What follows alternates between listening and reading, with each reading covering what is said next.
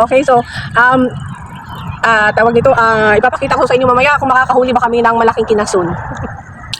Maya-maya papasok tayo dyan sa mangrove. So, doon tayo. Dito tayo dadaan. Nasa Bakawan kami. Bakawan in English is mangrove. And maya-maya is papasok tayo dyan sa looban ng mangrove na yan, sa Bakawan na yan. Kasi wala tayong ibang dadaanan, kundi dyan lang. Why? Ganun na yung face. Ayan na ang raynan nyo, nagragala na dyan sa Bakawan. Nakita nyo maraming kabilya, para makabilya mga dawil. Alam nyo, masakit yan makatuhog sa ating mga paaba.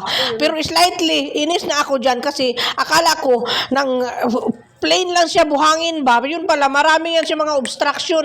Ayan dyan, pagdating dyan, medyo nagulat pa yan si Rayna kasi biglang may bumuha na tubig na parang bulak-bulak ba? Ayan na, humiwalay talaga ang aking kalag sa aking katawan ba?